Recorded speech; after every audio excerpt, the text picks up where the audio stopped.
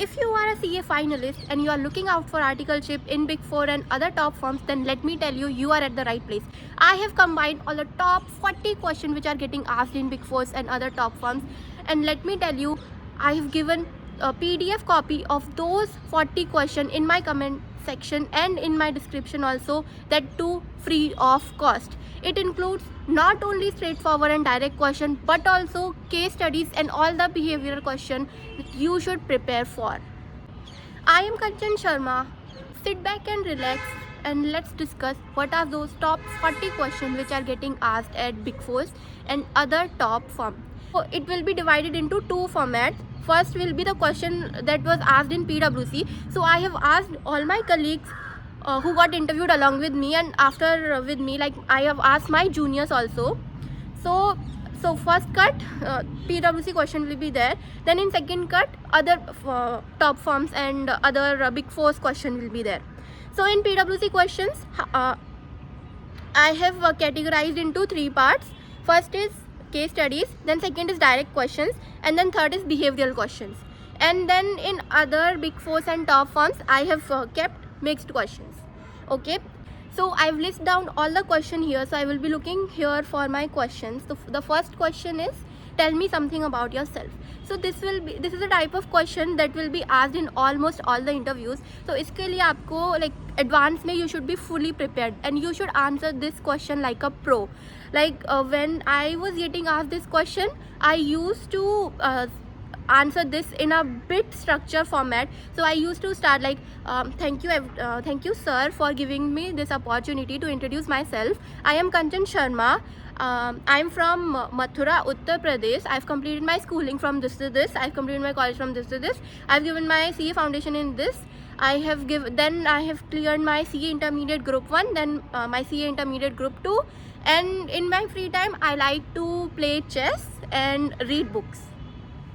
And let me tell you, they will ask probing question from your from this question itself, like from your answer of tell me something about yourself. They will ask you probing question, then you should be ready for that. For example, I have said I love to play chess, so they asked me about like there was one famous player who has become world champion, like Gukesh is the name. So one of the interviewer has asked question about that. So if you are telling something as your hobby, suppose you are telling cricket as your hobby, then you should be fully aware, like you should know what is happening in that domain. So first we will start with case studies questions. So the first question which was asked was, so suppose there is a deposit which is getting matured on 31st March. Then how we will disclose that deposit in our balance sheet? So the answer of this question, as you all know, it will be simple. So we will disclose it under other bank balance करके. So but again, then the interviewer asked the probing question. Suppose if the maturity is of 90 days, then what we will do? So if the maturity is of 90 days, then we will disclose it under cash and cash equivalent. Okay. So question 2 is, suppose there is a fire occurred in a premises and we are spending 10 lakhs rupees to transfer that inventory from that location to another. We will include that cost of relocating the inventory to the cost of inventory or not. That was the question which was asked. And the ideal answer for this question is, since we are incurring that cost to save the inventory, so we have to include that cost in the cost of inventory, because if we will not include that cost, that inventory will be fully destroyed. Next question number 3, which got asked to me in PwC. It was, suppose you are having one pen and you are using it for 6 months and you are using it for business purpose. So will you capitalize this in the cost of property, plant and equipment or not? So the answer to this question will be, since we are using this pen only for 6 months, सिर्फ हम 6 months के लिए use कर रहे हैं, but PPE qualify होने के लिए the tenure should be more than 12 months. Economic benefit होना चाहिए. Economic benefit we are of course we are getting, but सिर्फ हम 6 months के लिए हमको इकोनॉमिक बेनिफिट मिल रहा है. That's why what we will do is, we will not capitalise it, like we will not record it under PPE because we are using it for 6 months. तो जो 12 months वाला condition है वो यहाँ पे फुलफिल नहीं हो रहा है. That's Y. Okay, so next question was, so basically what the interviewer did is, she has listed down couple of expenses like selling and distribution cost, GST, and she asked me, उन्होंने मेरे को पूछा कि ये सारा जो cost है वो इन्वेंट्री की कॉस्ट में आएगा या नहीं. Okay, so see selling and distribution हमने AS2 में पढ़ा हुआ है. सेलिंग एंड डिस्ट्रीब्यूशन कॉस्ट नहीं आता कॉस्ट ऑफ इन्वेंट्री में, और GST भी नहीं आता if the GST is refundable. अगर रिफंडेबल GST नहीं है then we will include it in the cost of PP. या so the next question number 5 was कि नेगेटिव वर्किंग कैपिटल कौन से गोइंग कंसर्न का एग्जाम्पल है. So there are 3 types of going concern indicator which we read in essay, right. So उसमें से एक negative working capital होता है, तो वो कौन सा इंडिकेटर है. So this is the operating indicator. You can read this, आप इसको essay में रीड कर सकते हो. You can properly revise because going concern से रिलेटेड आई थिंक बहुत सारा क्वेश्चन पूछा गया था. Not only this, other question was also related to this thing only. So what they will do is या तो वो क्या करेंगे, आपको कोई इंडिकेटर का नाम बोलेंगे और पूछेंगे कि ये कौन से इंडिकेटर से बिलोंग करता है, और फिर वो क्या करेंगे, आपको कोई भी इंडिकेटर बोल देंगे और बोलेंगे कि इसका एग्जाम्पल बताओ. फॉर एग्जाम्पल ऑपरेटिंग इंडिकेटर का एग्जाम्पल बताओ. तो उसमें क्या होगा कि आपका नेगेटिव वर्किंग कैपिटल जा रहा है, या फिर और जो भी एग्जाम्पल्स होते हैं. Please you can go through the study mat once. Okay, so now I will move on to PwC direct questions. So the direct question, first question was like in continuation it will be question number 6. So the question number 6 was related to types of opinion, and हम कौन से case में कौन सा opinion देंगे. Like there are types of opinion, no, like clean opinion, modified opinion, qualified opinion. So वो type से related question पूछा गया था, और कौन सा ओपिनियन कौन से केसेस में हम देंगे उससे रिलेटेड क्वेश्चन था. तो you can go through the essay once and you will have a hold of it. You can revise it once because let me tell you, opinion से रिलेटेड हमें ऐसा लगता है कि ये बहुत ईजी है, बहुत सिंपल है, कि सिर्फ ओपिनियन ही तो है, इसको छोड़ देते हैं. But let me tell you, इससे रिलेटेड बहुत ज़्यादा क्वेश्चन पूछे जाते हैं. मतलब उसी में आपको घुमा देंगे कि ओपिनियन है तो अच्छा ये है, अगर ये हुआ तो, अगर क्लीन कब जाएगा, मॉडिफाइड कब जाएगा, तो आप इसको प्रॉपर्ली रिवाइज कर सकते हो बिकॉज इट्स ईजी. सो क्यों अपना पॉइंट वेस्ट करना, अगर आप ऐसा ईजी क्वेश्चन प्रिपेयर करके you can grab some points. So next will be कि they ask current affairs question. तो मेरे इंटरव्यू में मेरे को पूछा गया था US इलेक्शन से रिलेटेड, मैंने अपने पहले वीडियो में बताया हुआ था. तो US इलेक्शन से रिलेटेड पूछा गया था कि अपोजिशन कौन है, क्या है, अभी US इलेक्शन का हमारे इंडिया पे क्या इम्पैक्ट हुआ है. तो what you can do is, अभी आपको सारा करंट अफेयर्स तो आप नहीं पढ़ सकते ऑफ कोर्स, लाइक हमारे पास लिमिटेड टाइम ही होता है, या तो हम इंटरव्यू के लिए प्रिपेयर कर सकते हैं या फिर हम करंट अफेयर्स ही पढ़ सकते हैं, correct. So what you can do is, जो भी कुछ ट्रेंड में होता है, जैसे कि आप आज इंटरव्यू में जा रहे हो, तो 1-2 दिन पहले या फिर 2-3 दिन पहले जो भी करंट अफेयर्स में था, you can just go through it. मतलब ऐसा नहीं है वो आपसे बहुत ज़्यादा एकदम टॉप नॉच आंसर एक्सपेक्ट करते हैं, बस आपको बेसिक नॉलेज होना चाहिए कि क्या चल रहा है इंडस्ट्री में, क्या चल रहा है मार्केट में, तो उसका आपको एक प्रॉपर होल्ड होना चाहिए. So I will move on to next question. So next question was what is pervasiveness in audit. So pervasiveness again is the important thing, क्योंकि pervasiveness से मेरे को EY में भी क्वेश्चन पूछा गया था, और मेरे को PwC में भी क्वेश्चन पूछा गया था pervasiveness से related. So they will ask you कि pervasiveness की डेफिनेशन क्या होती है, and they will ask you to give example of pervasiveness. Next question was deferred tax. Like deferred tax in DS, let me tell you, is very important because not only PwC, other big fours में मेरे को उससे related question पूछा गया था.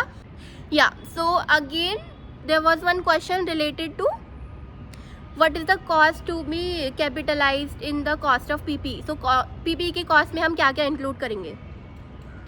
So इस question का answer you can read through the that in DS ones and AS ones, like inter, अगर इंटर का they will ask, then they will ask about AS of course.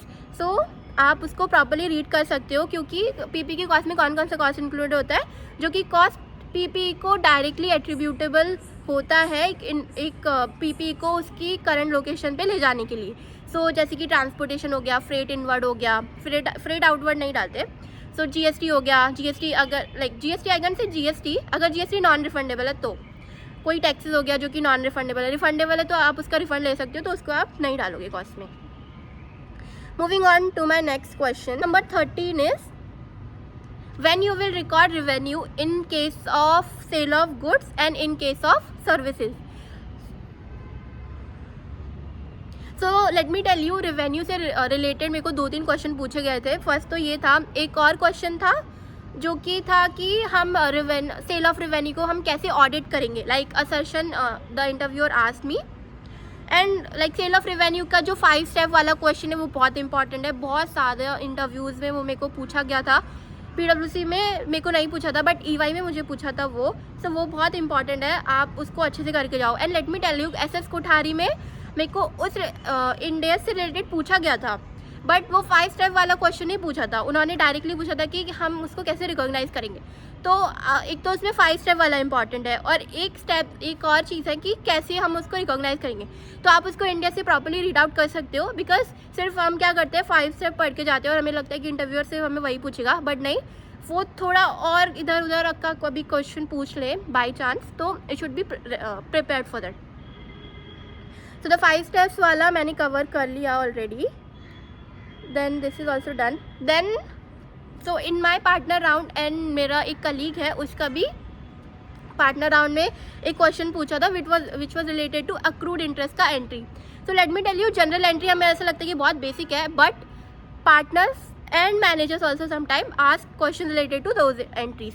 So like they will ask you like some common entry like accrued interest का हो गया, outstanding interest का हो गया, and unearned का हो गया, depreciation का also they can ask. So आप एक बार like हमारे माइंड में तो होता ही है, बट इंटरव्यू में ताकि हम गलती ना कर दे, आप एक बार प्रॉपर्ली जो भी कॉमन जनरल एंट्रीज है आप वो रिवाइज कर सकते हो. Then you will be fully prepared for that. Because मेरे को ये पार्टनर हमने पूछा गया था. So like when I answer it correctly, it was having a good impression of me like over the partner. Otherwise अगर मैं कोई भी मिस्टेक करती तो of course it will create a bad impression, right? Because it's a very basic thing. Then they asked about what is risk of material misstatement and how the auditor determines ROMM. So like ऐसे 300 series it's very important. उससे बहुत ज़्यादा question पूछ जाते हैं, like ऐसे ROMM हो गया, कैसे उसको डिटरमाइन करते हैं, कैसे हम ROMM को एड्रेस करते हैं, those type of questions. Next question was recent tax amendment. So जो भी रिसेंटली अमेंडमेंट्स आती हैं, सो लाइक इंटरव्यूअर आपसे एक्सपेक्ट करता है कि आपको वो पता होनी चाहिए. So it's like current affairs only. Of course आपको सब कुछ का नॉलेज नहीं होगा, बट जो भी चल रहा है, जो भी रिसेंट में है, अभी कोई अमेंडमेंट आया, कोई बजट आया, तो उससे related they can ask you question. So you should be prepared for that. So next was the behavioral question. Next segment is behavioral question. So first question was tell me about yourself. ये मैंने आपको बता दिया, मैंने अपना sample answer भी आपको बता दिया. Then आप अपने CV में जो भी कुछ मेंशन करोगे, चाहे वो सर्टिफिकेट हो, चाहे वो कोई भी एक्स्ट्रा करिकुलर एक्टिविटी हो, जैसे कि मैंने अपना CV में कुछ सर्टिफिकेट मेंशन किए थे, and also I mention about YouTube as my extra curricular. So interviewer will definitely ask question related to that. So अगर आप अपने CV में कुछ भी एक सिंगल भी पॉइंटर डाल रहे हो, then you should have a proper backup कि मैंने ये क्यों डाला है. सिर्फ फालतू में कुछ भी मत डालो, बिकॉज उससे बहुत ज़्यादा बैड इंप्रेशन पड़ता है. Then they will ask some common questions like कि आप ये स्पेसिफिक लोकेशन क्यों चूज़ कर रहे हो, कोई और लोकेशन क्यों नहीं चूज़ कर रहे. Then they will ask you why you are doing CA, and why you are doing CA, then why PwC, why not other big firms, they can ask. Then they will ask in PwC you have to work for long hours, then how you will manage your studies. So iska there will be some standard answer you can follow, you can Google or ChatGPT you can use. But let me tell you, वो एकदम ऐसा अगर आप पूरा का पूरा ChatGPT वाला answer use कर दोगे तो इंटरव्यूअर को पता चल जाएगा. Of course those people are not fool, no. So they are hiding you, तो वो पागल तो है नहीं. So what you can do, आप उसको थोड़ा कन्वर्सेशनल बनाने के लिए आप क्या कर सकते हो कि सपोज आपको पूछा कि आपको स्टैट्यूटरी डोमेन क्यों चाहिए, कोई और डोमेन क्यों नहीं चाहिए, तो आप कैसे थोड़ा उसको कन्वर्सेशनल फील कराने के लिए. सो या sir, so you can start with like, yeah sir, once my exams got over I have looked out for all the domain, so coming on to statutory audit domain. So यहाँ से you can add that standard answer. तो in that way थोड़ा conversation लगेगा. एकदम robotic tone रखना is not a good thing. थोड़ा आपको conversational उसमें दिखना चाहिए कि ओके आप बात कर रहे हो, ऐसा नहीं लग रहा है कि वो रोबोट से बात कर रहे हैं, ऐसा नहीं होना चाहिए. Then so my PwC questions are done. Then moving on to other big firms question. So EY में मेरे को कारों से रिलेटेड बहुत ज़्यादा क्वेश्चन पूछे गए थे. तो कारों से रिलेटेड मेरे को इन्वेंट्री का क्लॉज जो 2 है उसमें पूछा गया था. उसमें एक वर्किंग कैपिटल लिमिट होता है 5 करोड़ का, तो उससे रिलेटेड मेरे को क्वेश्चन पूछा गया था. और उसमें हम क्या क्या हमारा रिक्वायरमेंट्स होता है, रेगुलेटरी रिक्वायरमेंट्स क्या होता है, वो उससे रिलेटेड क्वेश्चन पूछा गया था. तो आप एक बार वो क्लॉज 2 रीड कर सकते हो. सी कारो बहुत ज़्यादा ईजी एंड स्ट्रेट फॉरवर्ड चीज़ है. अगर उससे रिलेटेड आपको क्वेश्चन पूछ जा रहे हैं तो you should be very like thankful and grateful to the interviewer कि वो आपको इतना इजी क्वेश्चन पूछ रहा है, बिकॉज यहाँ से तो आप अपना ब्राउनी पॉइंट्स गेन कर सकते हो.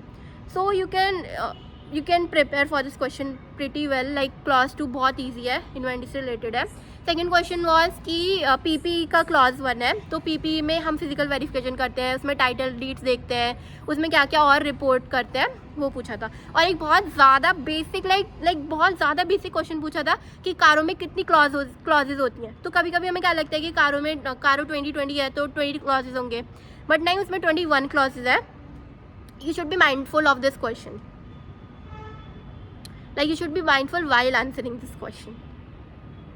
या सो नेक्स्ट क्वेश्चन वॉज कि ROC ने अगर एक कंपनी को स्ट्रक ऑफ कर दिया तो उसका क्या इम्प्लीकेशन होगा. तो अगर स्ट्रक ऑफ कर दिया देन उसका डिसोल्यूशन हो जाएगा. एंड अदर फ्यू पॉइंट्स वो है कि वो डायरेक्टर रिज़ाइन कर देंगे, ये सब हो जाएगा.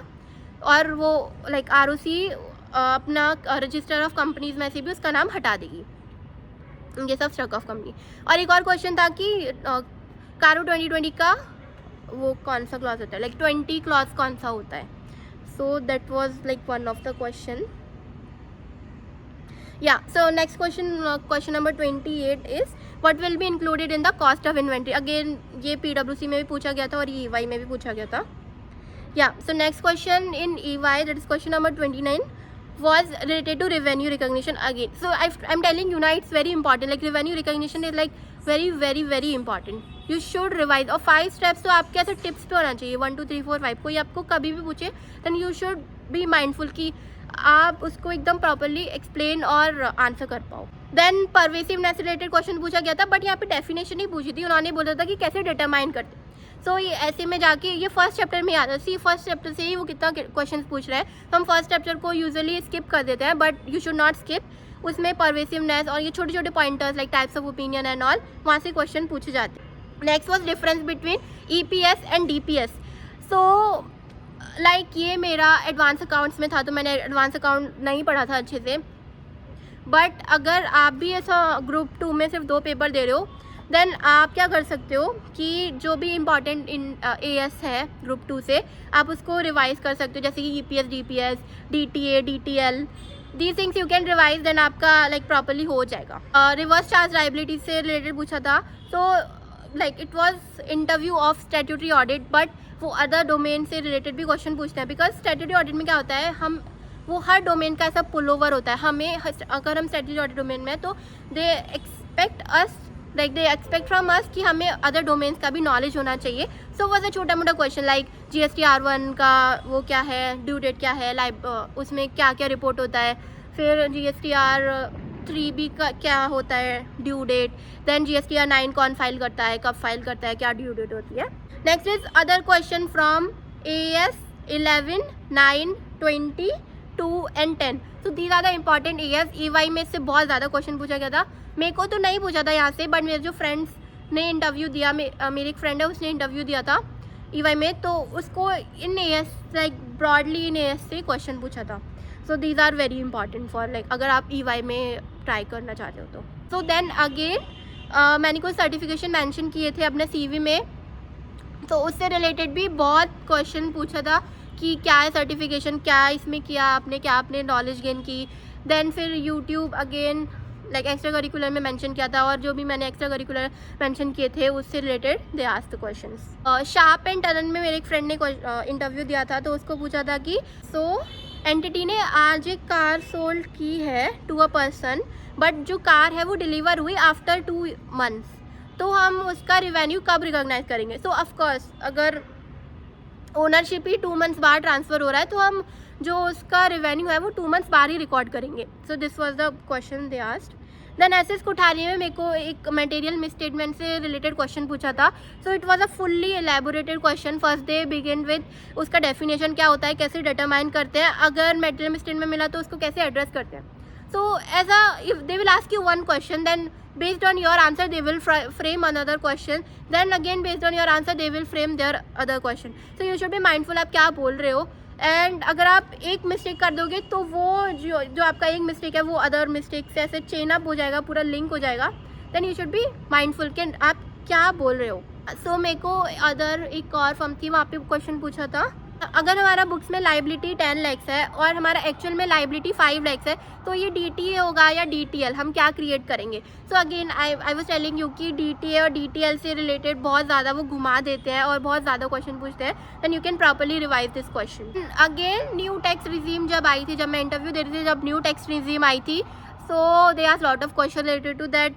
वो जो न्यू टैक्स रेट है, जो न्यू स्लैब रेट है, लाइक देन अगेन उससे क्वेश्चन आया कि कंपनीज का कितना टैक्स रेट होता है, अदर लाइक LLPs का कितना टैक्स रेट होता है, इंडिविजुअल को कितना पे करना पड़ता है. फिर वो उसमें एक एग्जेम्पशन का क्राइटेरिया था कि अगर इतना % होगा इनकम का देन उनको टैक्स पे नहीं करना है. So that also you can revise, because उससे रिलेटेड जहाँ पे भी मैंने अदर डोमेन के लिए, लाइक मैंने जहाँ पे टैक्स डोमेन के लिए इंटरव्यू दिया था, वहाँ पे मेरे को उससे रिलेटेड बहुत ज़्यादा क्वेश्चन पूछे गए थे. या so I am done with my all the questions and so I have made this PDF. Yeah, so if you want this PDF, I will give it to you in my description box. I have compiled all the questions which are getting asked in top firms, in Big Four, in PwC, and like let me tell you, it's like a compilation of all the question, being it case study, being it direct question, and being it behavioral questions. If you are looking for like interview question, you should refer this PDF for sure. Yeah, so that's it for today's video guys. I know ऊपर थोड़ा light कम हो गया था, so that's why अभी मैं नीचे आके outro record कर रही हूँ. सो अगर आपको PDF चाहिए, I will give it to you, that too free of cost in my description box. And अगर आपको वो हेल्पफुल लगा then please let me no.